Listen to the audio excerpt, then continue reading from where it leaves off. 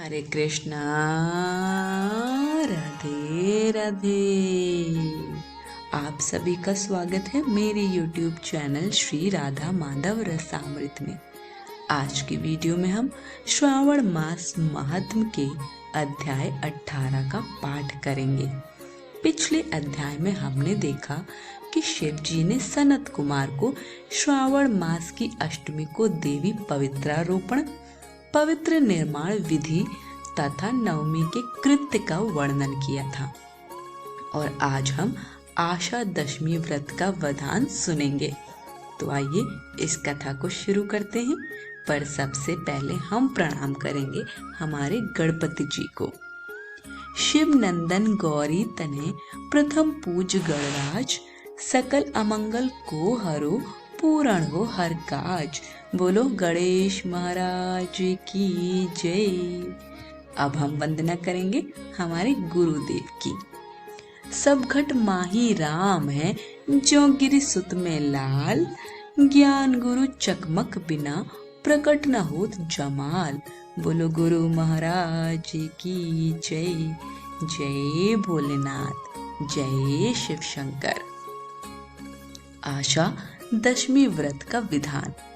सनत कुमार बोले, हे भगवान, हे पार्वती नाथ, हे भक्तों पर अनुग्रह करने वाले, हे दया सागर, अब आप दशमी तिथि का महात्म बताइए। ईश्वर बोले, हे सनत कुमार, श्रावण मास में शुक्ल पक्ष की दशमी तिथि से यह व्रत आरंभ करें। पुनः प्रत्येक महीने में शुक्ल पक्ष की दशमी तिथि को यह व्रत करें। इस प्रकार 12 महीने में इस उत्तम व्रत को करके बाद में श्रावण मास में शुक्ल पक्ष की दशमी तिथि पर इसका उद्यापन करें। राज्य की इच्छा रखने वाले राजपुत्र, उत्तम कृषि के लिए कृषक, व्यवसाय के लिए वैश्य पुत्र, पुत्र प्राप्ति के लिए गर्भिणी स्त्री, धर्म अर्थ काम की सिद्धि के लिए सामान्य जन, श्रेष्ठ वर्ग की अभिलाषा रखने वाली कन्या, यज्ञ करने की कामना वाले ब्राह्मण श्रेष्ठ, आरोग्य के लिए रोगी और दीर्घकालिक पति के लिए परदेश रहने पर उसके आने के लिए पत्नी, इन सबको तथा इसके अतिरिक्त अन्य लोगों को भी इस दशमी व्रत को करना चाहिए। जिस कारण जिसे कष्ट हो तब उसके निवारण हेतु उस मनुष्य को यह व्रत करना चाहिए। श्रावण में शुक्ल पक्ष की दशमी के दिन स्नान करके देवता का विधिवत पूजन कर घर के आंगन में 10 दिशाओं में पुष्प पल्लव चंदन से अथवा जौ के आटे से अधिदेवता की शस्त्र वाहन युक्त स्त्री रूपा शक्तियों का अंकन करके नक्तवेला में 10 दिशाओं में उनकी पूजा करनी चाहिए। घृत मिश्रित नैवेद्य अर्पण करके उन्हें पृथक पृथक दीपक प्रदान करना चाहिए। उस समय जो फल उपलब्ध हो वह भी चढ़ाना चाहिए। इसके बाद अपने कार्य की सिद्धि के लिए इस प्रकार प्रार्थना करनी चाहिए। हे दिग्देवता, मेरी आशाएं पूर्ण हों और मेरे मनोरथ सिद्ध हों। आप लोगों की कृपा से सदा कल्याण हो।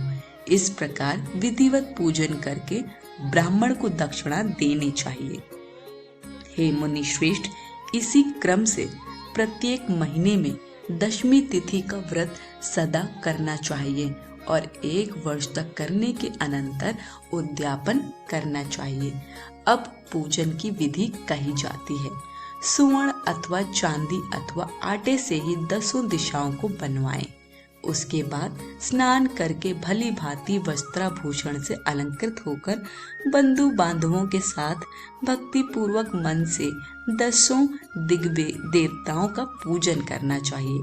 घर के आंगन में क्रम से इन मंत्रों के द्वारा दिग् देवताओं को स्थापित करें।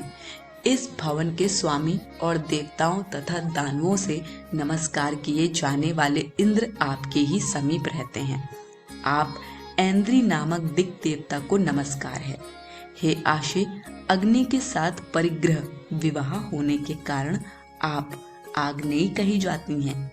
आज आप तेज स्वरूप अथवा पराशक्ति हैं, अतः मुझे वर देने वाली हूँ। आपका ही आश्रय लेकर वे धर्मराज सभी लोगों को दंडित करते हैं, इसलिए आप संयमिनी नाम वाली हैं।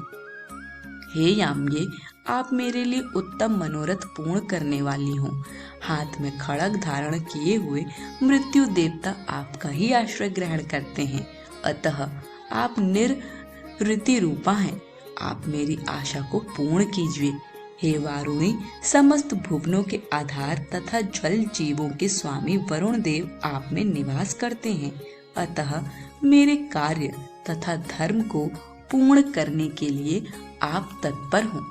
आप जगत के आदि स्वरूप वायुदेव के साथ अधिष्ठित हैं, इसलिए आप वायव्य हैं। हे वायव्य, आप मेरे घर में नित्य शांति प्रदान करें। आप धन के स्वामी कुबेर के साथ अधिष्ठित हैं, अतः आप इस लोक में उत्तरा नाम से विख्यात हैं।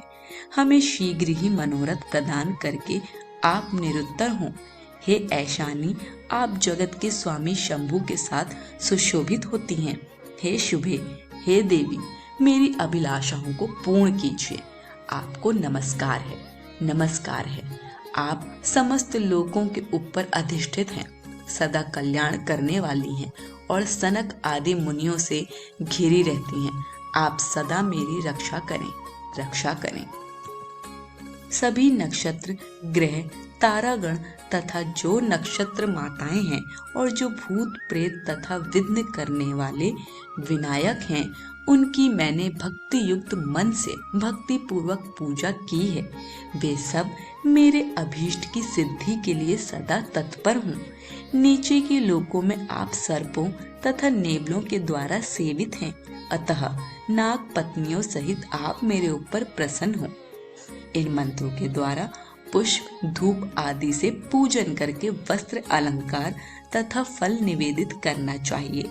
इसके बाद वाद्य ध्वनि, गीत, नृत्य आदि मंगल कृत्यों और नाचती हुई श्रेष्ठ स्त्रियों के सहित जागरण करके रात्रि व्यतीत करनी चाहिए। कुमकुम, अक्षत, तांबूल, दान, मान आदि के द्वारा भक्ति पूर्ण मन से उस रात्रि को सुख पूर्वक व्यतीत करके प्रातः काल प्रतिमाओं की पूजा करके ब्राह्मण को प्रदान कर देनी चाहिए। इस विधि से व्रत को करके क्षमा प्रार्थना तथा प्रणाम करके मित्रों तथा प्रिय बंधुजनों को साथ लेकर भोजन करना चाहिए। हे तात, जो मनुष्य इस विधि से आदर पूर्वक दशमी व्रत करता है, वह सभी मनोवांछित फल प्राप्त करता है। विशेष रूप से स्त्रियों को इस सनातन व्रत को करना चाहिए, क्योंकि मनुष्य जाति में स्त्रियां अधिक श्रद्धा कामना परायण होती हैं। हे मुनि श्रेष्ठ, धन प्रदान करने वाले, यश देने वाले, आयु बढ़ाने वाले तथा सभी कामनाओं का फल प्रदान करने वाले इस व्रत को मैंने आपसे कह दिया। तीनों लोकों में अन्य कोई भी व्रत इसके समान नहीं है। हे ब्रह्मपुत्रों में श्रेष्ठ, वांछित फल की कामना करने वाले जो मनुष्य दशमी तिथि को 10 दिशाओं की सदा पूजा करते हैं, उनके हृदय में स्थित सभी बड़ी बड़ी कामनाओं को वे दिशाएं फलीभूत कर देती हैं। इसमें अधिक कहने से क्या प्रयोजन। हे सनत कुमार, यह व्रत मोक्षदायक है, इसमें संदेह नहीं करना चाहिए। इस व्रत के समान ना कोई व्रत है और ना तो होगा। इस प्रकार श्री स्कंद पुराण के अंतर्गत ईश्वर सनत कुमार संवाद में श्रावण मास महात्म में आशा दशमी व्रत कथन नामक 18वां अध्याय पूर्ण हुआ। आज की कथा यहीं समाप्त होती है। वीडियो पसंद आई हो तो कमेंट बॉक्स में हमें अपना फीडबैक जरूर दीजिए। वीडियो को लाइक शेयर करें, चैनल को सब्सक्राइब करें। सभी को हरे कृष्ण।